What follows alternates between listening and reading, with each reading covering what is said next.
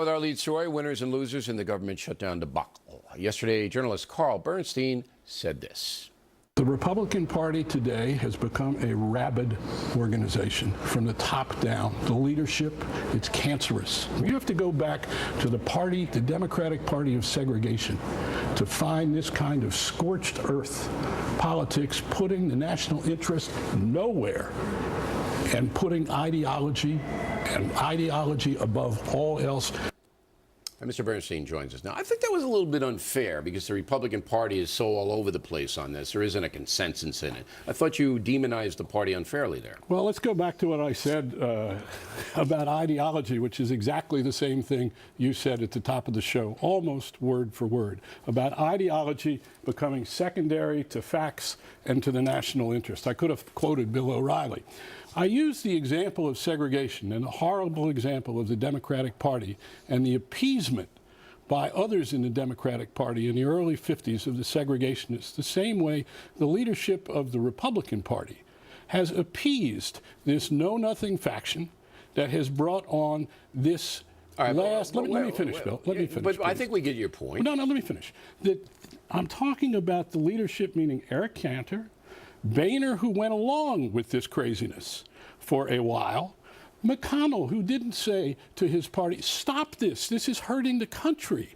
That is rabid leadership. This is what McCarthyism was also about. I don't see it that way, and let me tell you why.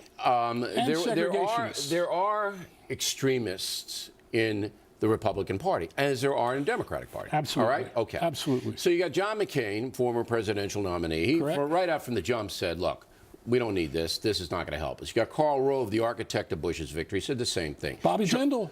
Haley Barbour. Right. So you're all over the place. But not the leadership of the Congress. Not Boehner, not McConnell. But that's because... Because what? That's because they wanted to give Ted Cruz and some of the other congressmen, Ted Cruz is a senator, they wanted to give them a chance to make their case that Obamacare is harming the folks. And so you shut down the government to make your case. I was never for shutting down the government. But that's what they knew was going to happen.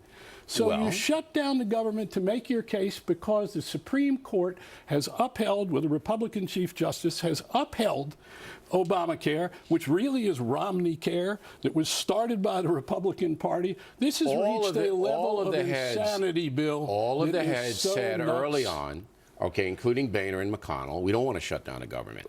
But they didn't stop. Let me ask you this. Wait, let's stop here. Why They can't stop. Of course they can. No, they say we're the leaders of the party, and we... Not to these guys. Yes, you can. No, you can't. That's what you don't understand. They can't. Eric Cantor could have. You're absolutely... Let's see him try it, Nobody Bill. Could stop Ted Cruz. No. And nobody could stop the Tea Party Congress people who don't need the Republican establishment. But let me get back to your segregation point. It's the votes. Let's stop there. Let's look at fact. Eric Cantor is the whip of the party. So he could have said to his membership, let these Tea Party guys do this, but we're a responsible party. We are not going to shut down the government. We are going to say Obamacare is killing the country. That's just what President Obama would want him to do. We are going to make it the first order of business to bring it before the country in the next session of Congress. We have a gentleman disagreement about that political strategy. But when you refer to the Democratic Party being irresponsible and inhumane about civil rights, you're right. You're correct. But here it's a different situation. Obamacare is not civil rights. And Obamacare, I submit, is going to harm the American people. It's bad for the folks. So therefore, you're basically saying, Carl Bernstein is saying, even though this law is going to hurt the majority of Americans by making them pay more and the doctors are going to flee, it's going to be a mess. It's already a mess. Let it go. Let it go. Don't challenge it. Don't go after it. Let it go. And I don't think that's right. That's not what I'm saying. I'm saying you have a place to debate if you want to. Also, let's look at Social Security. Don't stay on Obamacare. That's the big one. Well, as was Social Security, which was opposed by Republicans in the 30s. And but now we have data it isn't working. And they started, that's right. Eventually, it has become overwhelmed by the size of the trust fund. Let me ask you this. Do you think Obamacare is going to work?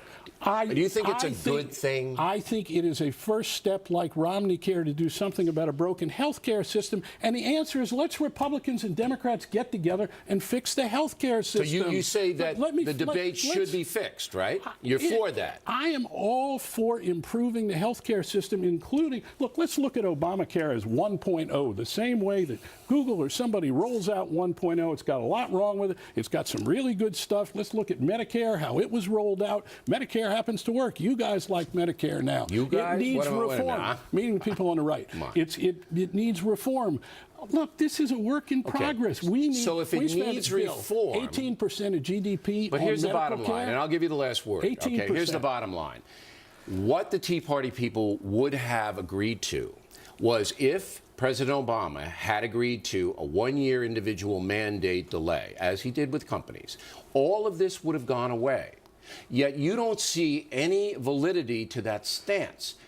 That's where your argument falls down. There was a way to do it, but the president was too stubborn to embrace that compromise. You said I could have the last word. So let's go back to segregation, which indeed the Democratic Party, the leadership from the South said, we got the law of the land, to hell with the law of the land. And the leadership of the Democratic Party said to those Southern segregationists, you obey the law of the land. You want to change it? Go ahead and try to change it. And the same is true here. You don't shut down the country, do what was done to the United States in the eyes of the world, to working people, to our economic system, because you disagree with a law that passed Congress, Bill. All right. Very good debate. That was fun, right? I liked it. Okay, Mr. Bernstein, thank you. Thank you. Plenty more ahead as the factor moves along this evening. A teacher in California said